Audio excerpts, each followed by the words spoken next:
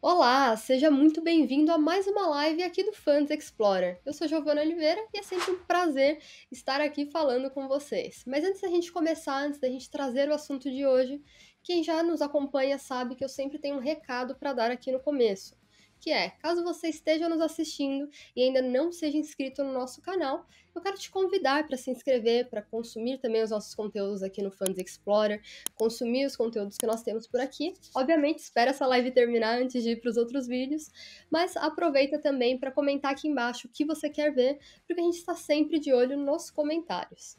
E agora, recado dado, então vamos para o nosso tema do dia. Hoje nós vamos falar sobre o Azim 11, que é um fundo de infraestrutura que foi lançado recentemente, mas que é de uma gestora que já é bastante conhecida, que inclusive já esteve aqui no Funds Explorer com a gente em outras lives, que é a AZQuest. Então, para a gente falar sobre isso, nós estamos aqui hoje com o Samuel Santos, que é Head de Infraestrutura da AZQuest e responsável pelo Azim 11. Samuel, primeiro eu quero te agradecer pela participação, obrigada por estar aqui com a gente hoje. E antes da gente falar sobre o tema, eu quero pedir para você se apresentar, contar um pouco sobre o seu trabalho e também contar um pouco sobre a AZQuest. Bacana, obrigado aí, Giovana, pelo canal, pela disponibilidade aí da gente apresentar nosso produto. Falando um pouquinho da minha trajetória, né, trabalho há 15 anos aproximadamente aí com infra, fiz a maior parte da minha carreira do lado sell side, né, que é o que a gente chama, que são na parte de bancos de investimentos, estruturadores, assessoria financeira, sempre focado em infraestrutura, trabalhando aí com as empresas que buscavam ali capital para implementar seus projetos. A gente sempre trabalhei com a parte de levantamento de capital para essa turma. Então, peguei toda a fase de transição ali, desde da época que o mercado dependia 100% do BNDES, até o nascimento da indústria das debêntures incentivadas, ali em 2012, depois com o amadurecimento desse mercado via o mercado de capitais, através dos fundos das debêntures incentivadas, e aí os fundos de infraestrutura, agora mais recente também com os FIPS e ES complementando aí o mercado. Então, e aí em 2022 a ZQuest me convidou para vir aqui montar a estratégia de fundos alternativos, né, de investimentos ilíquidos em infraestrutura. A gente iniciou, o nosso primeiro fundo foi lançado ali no começo de 23. O ano de 23 foi bem importante para a estratégia. A gente conseguiu levantar 4 fundos, fechamos o ano com 900 milhões de AUM. E um desses fundos que nasceram ao longo de 23 foi o Azim 11, que é o nosso veículo listado da estratégia InfraYield. E aí, assim, acho que a ZQuest não tem nem muito o que apresentar, é bem conhecida no mercado, né? Mais de 20 anos aí de atuação, é muito conhecida nos produtos líquidos, e aí eu diria que é uma das plataformas mais diversificadas em termos de produto. A gente tem macro, crédito, arbitragem, é, agora tem sistemático, e mais recente, em 22 para 23, ela montou o braço de investimentos alternativos, que é composto por agronegócio, infraestrutura e investimentos imobiliários. Então, esse que é o contexto do nosso produto. Perfeito. E você fala, como você falou, né? A gente já conhece muito a ZQuest, a gente já trouxe, inclusive, o pessoal da ZQuest aqui. Então, para quem quiser também conferir um pouquinho mais sobre os outros produtos aí da casa, só olhar aqui no canal. Mas agora eu queria falar um pouquinho, né? Como eu queria introduzir o Azim 11, que é o principal tema aqui da nossa live hoje, que, como você mesmo disse, é um fundo mais recente de vocês e é um fundo de investimento em participações de infraestrutura. Então, eu queria que você contasse um pouco para a gente sobre esse fundo e falasse também sobre a tese de investimentos aí por trás do Azim 11. Perfeito. Bom, como eu disse, o Azim 11 ele está dentro da nossa família, da estratégia barra família InfraYield, que é composto por 3 fundos. Tá? Um deles que é o AZQI, que é um fundo mais maduro, que nasceu ali em março de 23, fundo de 500 milhões, já está aí com 12 meses de carrego. Logo depois nasceu o AZEC, que é um fundo também setipado, um fundo de 230 milhões, e o Azim, um fundo de 100 milhões, um fundo listado. A estratégia InfraYield, basicamente, é uma estratégia em que a gente explora renda fixa através de FIPs e ES. o FIPE, como a gente vai falar mais à frente, ele permite você investir tanto em dívida quanto em equity, mas a nossa estratégia é investir em dívida, né, renda fixa de empresas, só que por ser um FIPE, a gente tem que ter um nível de ingerência, um nível que tem que estar no dia a dia da companhia com muito mais atuação do que a renda fixa pura. Isso, em função disso, a gente tem que fazer um processo de estruturação muito mais profundo, né, um processo de estruturação ativo, e uma vez que a gente está no ativo, a gente também faz uma gestão e acompanhamento do ativo mais profunda do que os fundos de crédito privado tradicionais, né, os FIIs infras. O benefício disso, isso é o custo, né, o benefício disso é a gente poder acessar as debêntures não incentivadas e através do nosso fundo, o nosso investidor tem acesso a rentabilidade desses papéis de forma isenta. Então a gente consegue ter um carrego mais elevado do que os FIIs infras e converter isso em rentabilidade para o cotista. Então hoje esse é o DNA do nosso produto da estratégia Infra Yield. Maravilha. Você já comentou um pouquinho sobre os diferenciais, né, do Azen 11 ali em relação ao mercado, mas olhando para a composição do fundo, em quais setores o Azen 11 investe e também quais você diria que, olhando para esses setores, né, são os principais diferenciais mesmo em relação aos outros FIIs que a gente tem aí no mercado, olhando para a infraestrutura, né, os outros fundos de infraestrutura? Perfeito. Em termos de setores, o fundo, isso foi algo que a gente se preocupou bastante ao montar a estratégia Infra Yield, não fazer um fundo temático, tá? Então, hoje em dia está muito bonito falar, meu fundo é só ESG, só invisto em empresas renováveis. Não, na verdade o nosso fundo ele tem um mandato aberto para investir em tudo que é permitido dentro de infraestrutura. Então, em sendo infraestrutura e sendo setores enquadráveis no fundo, que aí tem energia, mas tem transporte, logística, tem telecom, estando dentro de algum saneamento, estando dentro de alguns setores elegíveis, a gente está investindo. Então, o que a gente busca, na verdade, é setores que estão apresentando uma rentabilidade versus o retorno interessantes. Tá? Então, hoje a gente tem uma concentração maior na carteira em energia renovável, por uma arbitragem regulatória específica do setor de energia renovável em geração distribuída, mas tem aparecido outras oportunidades aqui no setor de telecom e a gente vai olhar ela com a mesma com a mesma apetite de retorno que a gente olharia qualquer outro setor. Então, se você pegar especificamente a carteira do Infrail, do Azim, a gente tem hoje mais ou menos 1/3 da carteira em telecom, 1/3 da carteira em energia, geração eólica, geração solar e 1/3 de geração hídrica. Perfeito. E agora, falando um pouquinho sobre nomenclatura, que é até um ponto que você trouxe um pouquinho mais atrás, a gente já falou aqui sobre FIPE e também sobre FIINFRA. Tem muita gente que está assistindo a gente que eu sei que ainda não entendeu muito bem qual que é a diferença entre esses fundos, ou que muitas vezes acha até que os dois são a mesma coisa. Então, qual que é a diferença entre cada uma dessas classes de ativos? O que é um FIPE, o que é um FIINFRA e o que diferencia essas classes? Perfeito, excelente pergunta, Giovana. Acho que para o investidor final é importante ele entender que ele está lidando quando você fazendo um paralelo, tá? Quando você fala de fundo imobiliário, você tem os fundos imobiliários de papel, você tem os fundos imobiliários de tijolo, você tem os híbridos. No universo de infraestrutura, a gente também tem esses veículos que possibilitam a gente fazer diferentes tipos de investimento. Então, o chassi do nosso produto, que é o FIPE, seria o equivalente a um fundo imobiliário de tijolo, em que a gente pode correr o risco de equity. Mas especificamente o FIPE da estratégia Infra Yield, ele investe só em renda fixa, tá? Ou estruturas que assimilam um retorno de renda fixa, apesar da gente poder comprar equity também. Mas você encontra outros FIPs e ES no mercado que é equity puro, tá? Vários deles aí bem conhecidos no mercado, o Prisma Proton, ou o próprio fundo da Perfin, o fundo da Vint, o fundo da XP, tem bastante fundos aí de equity puro. Tá? Então o nosso fundo ele é um veículo, é uma possibilidade adicional de você investir na família de infraestrutura através de um veículo que tem uma abertura maior do que você pode investir, mas a gente delimita através do nosso regulamento, da estratégia de investimento, que a gente só vai investir em renda fixa. Tá? E o FII Infra ele seria o fundo mais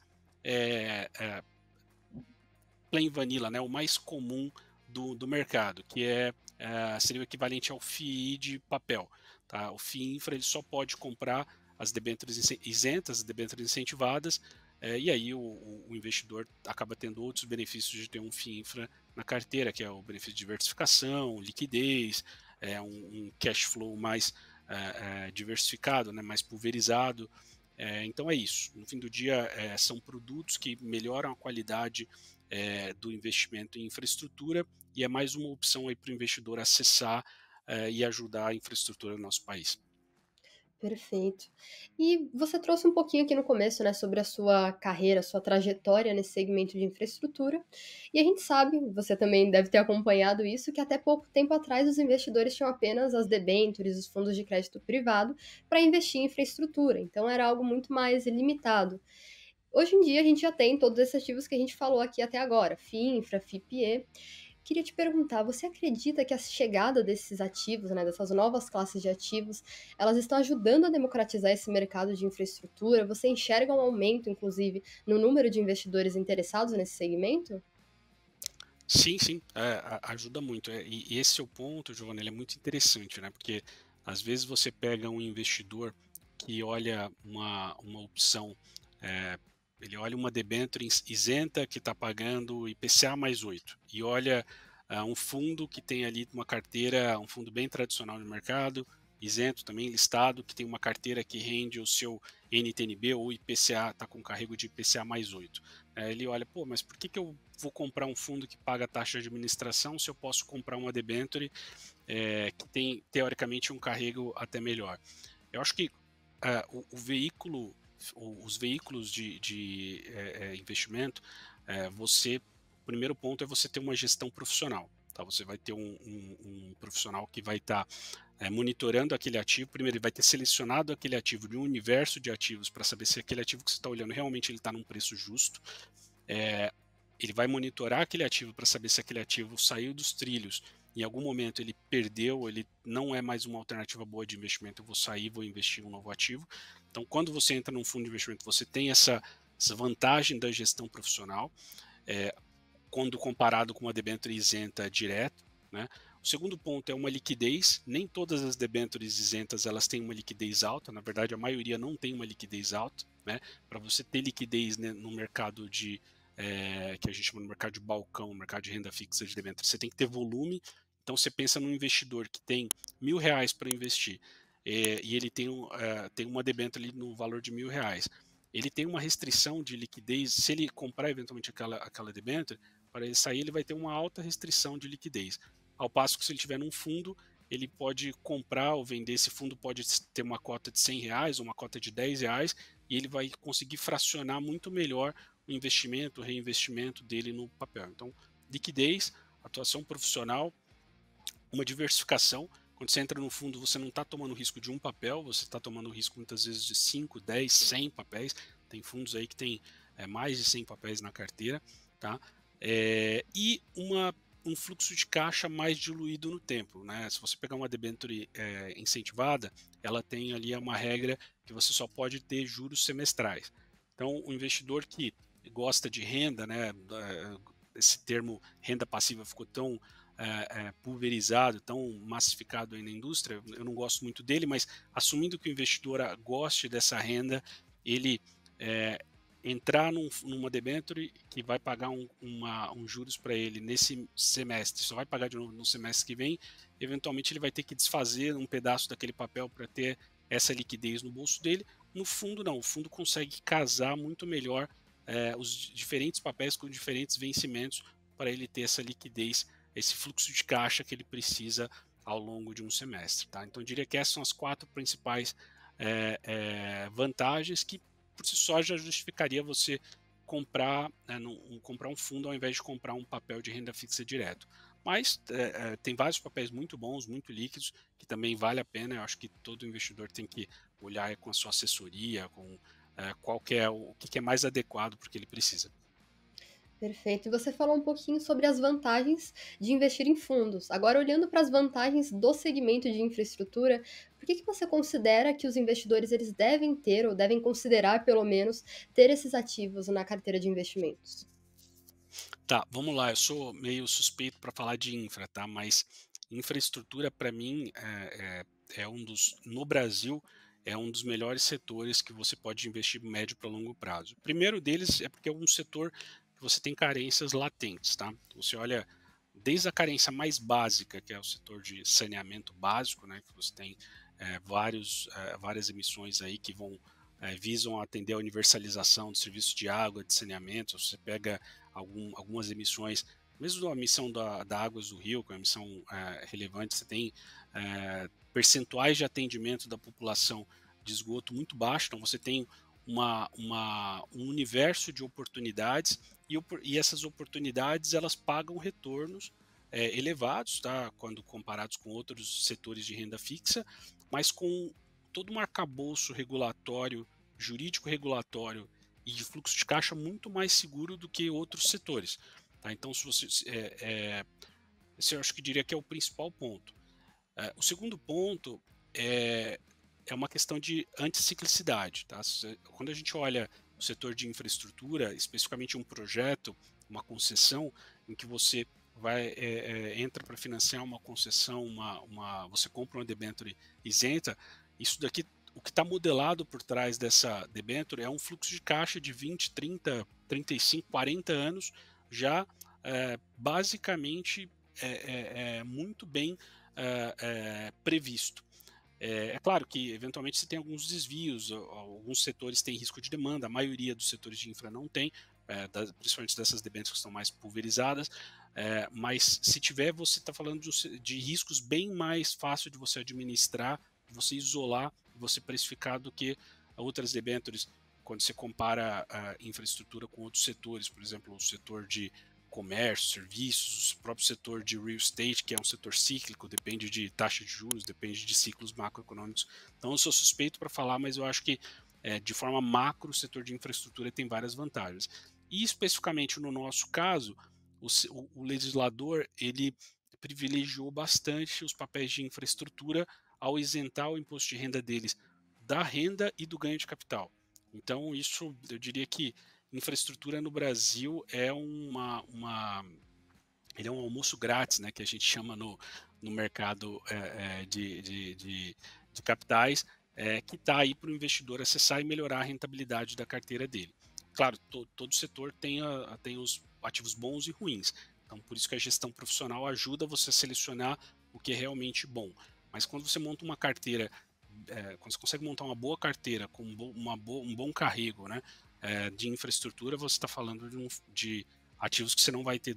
É esperado que você não tenha dor de cabeça por 10, 15, 20 anos. Tá? Isso, eu diria que é um dos poucos setores que você consegue ainda prever com uma assertividade tão grande assim. Perfeito. Você trouxe agora vários pontos positivos, né, em relação ao setor de infraestrutura, mas você também falou ali da importância de selecionar bons ativos. E uma coisa que eu já vi aqui algumas vezes, em alguns comentários, inclusive aqui nas nossas lives, é que muitos investidores ainda têm um certo receio, às vezes, quando a gente fala do setor de infraestrutura, mesmo sendo um setor muito positivo, olhando para o cenário macro, justamente por conta da burocracia envolvendo esse segmento. Então, às vezes, falta de recursos, de planejamento, insegurança jurídica, por exemplo, são coisas que às vezes acabam afastando alguns investidores. Então, quais são os cuidados que você recomenda para quem quer começar a investir nesse segmento, mas ainda tem algum receio? Perfeito. Eu acho que recomendar, se para o investidor pessoa física, ele vai lá ver uma debênture que está numa determinada plataforma, está ofertando para ele um PCA mais 10, sei lá, uma rentabilidade super atraente, de uma empresa que eventualmente ele não conhece, eu recomendaria ele parar, analisar e não tentar estudar sozinho o setor, todo o arcabouço. Infraestrutura, ela é, como você disse, ela é um setor, por ser regulada, ela é complexa, então cada modal tem suas complexidades, tem uma agência reguladora, tem uma série de entidades, né, a gente chama de stakeholders envolvidos, e aí você tem vários projetos bons e ruins dentro do mesmo setor. Então, você pega o setor de saneamento, tem empresas boas e ruins, empresas médias, o setor de energia, o setor de oil and gas, enfim, todos os setores você tem projetos bons e ruins. Para um investidor pessoa física fazer isso sozinho parece bem desafiador, tá? Ele tem que entender uma série de premissas, tem que entender de modelagem financeira, modelagem jurídica. Então, o que eu recomendo, além de ele se informar bem, ele buscar uma gestão profissional. Tá? Por isso que eu diria que a grande vantagem hoje de você entrar através de fundos, porque você tem gente que já está fazendo isso há bastante tempo, e a gestão profissional, ela vai te, além de fazer todo um trabalho de um background check muito mais profundo, ele vai te ajudar num processo de diversificação. Tá? Então, o trabalho que você teria para analisar 10 debêntures e montar uma carteira com 10 debêntures no setor de infraestrutura é muito menor do que o trabalho de você selecionar um bom gestor, um gestor com track record, e selecionar um ativo para fazer um fundo para fazer esse investimento. Então, eu diria que obviamente a gente puxando um pouco a sardinha aqui para o nosso lado, mas acho que o trabalho, procurar um profissional competente, de sua confiança para você fazer esse investimento, eu diria que é essencial aqui, principalmente quando você trabalha em setores que têm a sua complexidade quanto à infraestrutura. Maravilha, um recado importantíssimo que a gente também sempre traz aqui. A importância de você pesquisar, procurar bons profissionais, afinal, é o nosso dinheiro, né? Então a gente tem que cuidar muito bem dele. E agora, Exatamente. Samuel, já estamos quase caminhando aqui para o finalzinho do nosso papo, mas tem alguns assuntos ainda que eu não falei, como perspectivas e também a parte dos dividendos. Sempre que eu vou encerrando a live e não falo de dividendos, as pessoas já começam a cobrar, então não tem como fugir disso. E falando um pouquinho sobre o Azim 11, né, e sobre dividendos aqui, olhando para esse fundo, o Azim anunciou um dividend yield de 1,23% ao mês. Então eu queria te perguntar como que o fundo consegue captar esse retorno e também como que como vocês enxergam as perspectivas para o pagamento de proventos no Azim 11. Perfeito. Uma excelente pergunta, Giovana. Acho que o primeiro ponto, né, o Azim 11, dentro daqueles diversos veículos disponíveis para o investidor pessoa física acessar o mercado de infraestrutura, o Azim 11 vem complementar uma lacuna que antes não estava, ao nosso ver, não estava ocupada, que é um fundo, o FIPE de renda fixa pura. Tá? Então, ao ser um FIPE de renda fixa pura, a gente consegue acessar, através das debêntures não isentas, a gente consegue acessar um nível de spread maior, tá? E o nosso investidor tem acesso a essas debêntures não isentas, com maior spread, de forma isenta através do veículo FIPE. Tá? Obviamente, isso gera para a gente um trabalho maior de originação das empresas e de participação ativa do processo de investimento dessas empresas, tá? Que a gente chama de critérios de ingerência para adequar essas debêntures nos FIPs e ES. Por outro lado, a gente consegue entregar, na hora que você compara a nossa carteira com uma carteira de um FIPE com ativos parecidos, empresas com perfis parecidos, a gente consegue de um FII infra, a gente consegue entregar de 150 a 200 bases ou 2% ao ano a mais de retorno em relação a esses fundos. Então, isso no médio para longo prazo possibilita que a gente tenha uma expectativa de rendimentos um pouco acima da média de mercado. Tá? Então, quando a gente montou o business plan da estratégia InfraYield, que o Azim é um desses produtos, a gente busca ali entregar, isso posso falar que é público, está no nosso material publicitário, a gente busca entregar de CDI mais 3,5 a CDI mais 4 líquido para o nosso cotista no médio para longo prazo. Então, esse é o nosso objetivo aqui de retorno no médio para longo prazo para o nosso investidor. Maravilha. E agora, para a gente encerrar, também seguindo essa linha, né, de perspectivas, queria te perguntar o que o investidor, o que o cotista do Azim 11 pode esperar ao longo desse ano, principalmente olhando para a gestão, quais são as perspectivas, o que você pode falar para os investidores, para quem está interessado em investir no fundo, ou às vezes até para quem já investiu e está aqui assistindo a live para saber um pouquinho melhor, ouvir um pouquinho melhor de vocês também. Ótimo. Eu acho que o investidor pode esperar que a gente tenha um produto super bem posicionado. Tá? Hoje a gente está com aproximadamente 50% do capital do fundo já implementado nos projetos. A gente tem mais 50% do capital aí para colocar. A gente deve completar a alocação do fundo até o final de março. A partir daí a gente vai ter uma destrava de valor bem importante, tanto no carrego do fundo quanto em alguns prêmios e FIIs que o fundo já deve receber ao longo do ano. Tá? Então, com toda a humildade, mas já representando, falando um pouco das virtudes aí do nosso produto, a gente espera aí estar no primeiro quartil, se não um dos melhores fundos em termos de total return, já no primeiro ano de existência. Depois, obviamente, tem vindo outros produtos com o mesmo chassi ou com uma estratégia parecida, e isso é super saudável. Na verdade, a gente faz vários club deals com o mercado vão entrar novos fundos, e esses fundos vão ter rentabilidades mais próximas ao nosso. Mas o que a gente pode dizer é que hoje, dentro do universo dos fundos de infraestrutura de renda fixa, a gente consegue, sem nada extravagante, entregar aí um dos melhores retornos, total return para o investidor. Então é isso que a gente vai buscar entregar ao longo de 24 e dos próximos anos aí do fundo. Maravilha. Samuel, obrigada pela participação aqui com a gente. Sei que o papo é rápido, né, mas tem muita coisa que a gente poderia trazer aqui nas próximas conversas, então eu já quero deixar o convite para que vocês voltem. É sempre muito bom receber vocês aqui. E também deixar um espaço agora para que você fale das redes sociais, dos canais de comunicação, tanto os seus quanto da ZQuest, onde as pessoas podem procurar vocês e até conhecer melhor sobre o trabalho de vocês e sobre os fundos da ZQuest também. Bacana, excelente. Hoje os nossos canais oficiais do fundo são através do nosso Instagram, da ZQuest, o LinkedIn também da ZQuest. A gente tem que acaba sendo uma ferramenta bem ativa de divulgação dos nossos rendimentos, divulgação dos nossos produtos, não só os produtos de infraestrutura, os produtos alternativos, quanto os produtos líquidos. Eu acho que, como eu falei, a casa é bem completa em produtos. Tá? A gente tem uma preocupação muito grande com o nosso cotista. A gente brinca que uma vez que o cotista entra aqui, ele tem que ficar muito satisfeito, se não encantado aí em todos os produtos que ele atua. Se a gente tem um produto que a gente está vendo que não está entregando ou não está dando um bom nível de satisfação para o investidor, a gente não tem nenhum tipo de resistência em trocar esse produto, adequar a gestão.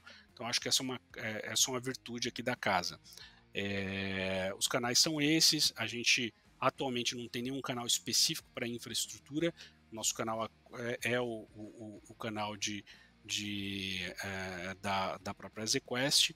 Mas é isso, os nossos fundos estão ganhando bastante popularidade, né? Estão pulverizando aí na base de investidores. Isso é super importante para a gente. A gente continua aí 100% à disposição para fazer novas lives e explicar um pouquinho mais do produto, que tem bastante a desenvolver aí para o nosso país. Maravilha, Samuel, obrigada. E também quero agradecer a vocês que nos assistiram, que chegaram aqui no final dessa live. Muito obrigada mais uma vez pela participação, pela companhia aqui com a gente.